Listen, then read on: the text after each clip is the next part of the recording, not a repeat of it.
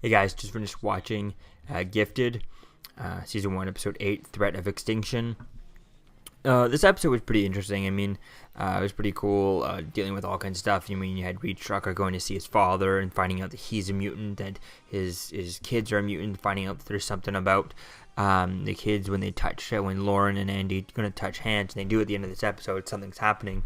And I wasn't quite sure, was something actually happening? Was there some sort of effect going on, or were they just zooming in on their hands or something? I don't know. Definitely going to be cool to see what happens with that. Do they, share powers or something, or I don't know. It's really going to be cool to see what happens with that. And, it doesn't look like they got any files or anything like that from Reed's father, because he did ask him to go upstairs specifically, but they didn't really get any files or anything stuff from him to be able to find out what's going to happen or whatever's going to happen and things like that. So that's really going to be fun to see where things go with that. And I was waiting online for the trailer to pop up on the internet, but then I realized as I checked this, there is no episode for next week.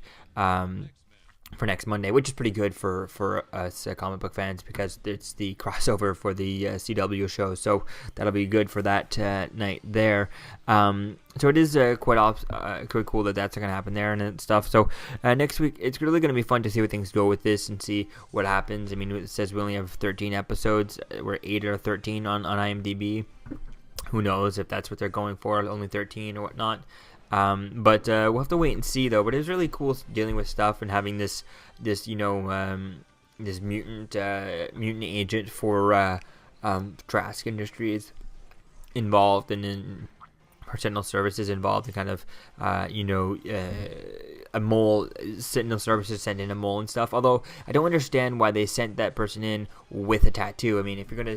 If your plan is to make these things to go to be moles inside the organization, why not do that without tattooing them, without leaving a mark type thing? Now, I think it would have been better. The idea would have worked better if there would have been a way, maybe the mark, that thing that he used on Pulse to stop him from to control him and stuff, that thing, which reminds me a lot of that thing that William Strucker had in X-Men 2, he would use on Magneto, that had the dripping thing type of thing. So it reminds me a lot of that, just this one is a needle type thing. I think if they had the same exact weapon and the same exact style, and it left the same burn, just like that, then that burn could have given away the thing, and that's something, that's a thing we can't hide, But a tattoo is something that they just do it for likes, for looks, for effect type of thing. So I don't know. I just think it was kind of, after thinking about it throughout the end of the episode, I thought the whole idea of her having a tattoo, if they had planned to put her as a mole, they didn't expect, it wasn't a trap or anything like that, or I don't know. It just seemed very weird for why would she have that tattoo and really give herself away, type of thing, instead of, if she didn't have the tattoo, didn't have any marks on her type of thing, they would have just been, we're not sure about her, then she would have attacked, and she would have, done her thing and stuff, instead of the tattoo giving them away right away. So I think that was kind of silly, and I kind of would have liked to see the little, the marks in the back of the neck, from the thing from X-Men 2, and being, was it Bryan Singer is involved with the show, he did he directed the first episode, that would have been a cool thing to brought back and, use those things, stuff like that. So that would have been cool to see that. So it was kind of weird with that, not that I realized that, but it was cool, the idea, having this girl with this super speed and stuff, and she was cool how she was using it. Very different than the Flash and like Quicksilver we've seen on the movies and in TV and stuff like that. So it was really cool seeing that. Really different way, very blurry way. It looked like a nice, interesting version of that. Would have liked to seen her stick around, or someone with super speed stick around, something like that. Kind of different, compared to even, we have all kinds of different versions of super speed. We've had Smallville, we've had Flash in the TV show, Flash in Justice League, and we've had Quicksilver in the movies and in Marvel and Fox.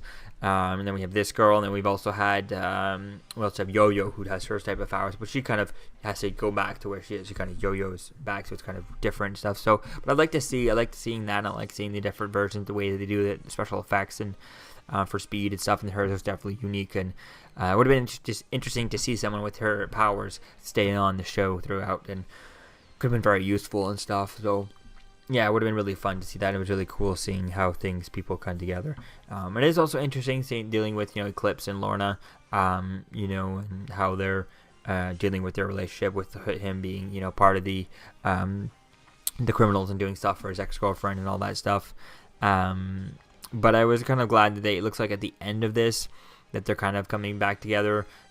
She's realizing, I hope she realized that, and they should have had a line for it, is that could have been her, type thing.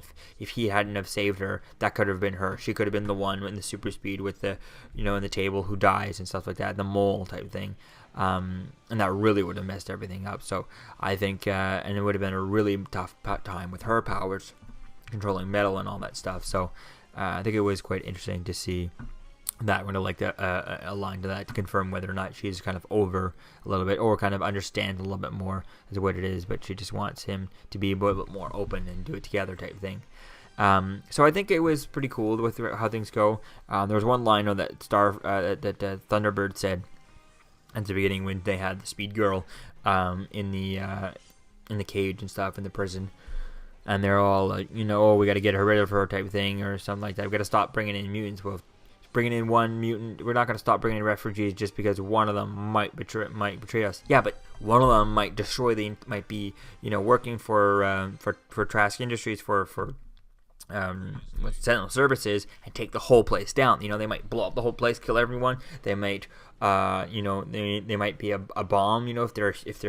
If their powers have been messed with chemically and scientifically and all that stuff, turned into a bomb, they could also lead the Sentinel Services straight to them if they have some sort of tracking on them and all that. So I don't know. I just found that kind of weird that Thunderbird said that. What was his name? Yeah, John Prowler. Thunderbird said that. I mean, he was kind of like, I didn't agree whatsoever with that.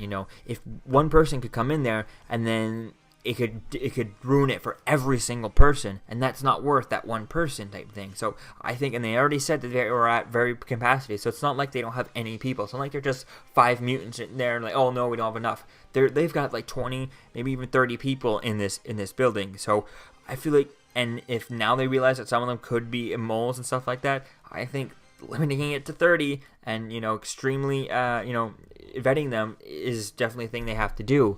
Now they have this girl who has this mind control or telepathic, she can read minds type thing, so hopefully she could be an asset to vetting people and making sure, see who's who and stuff like that, see what's going on and stuff.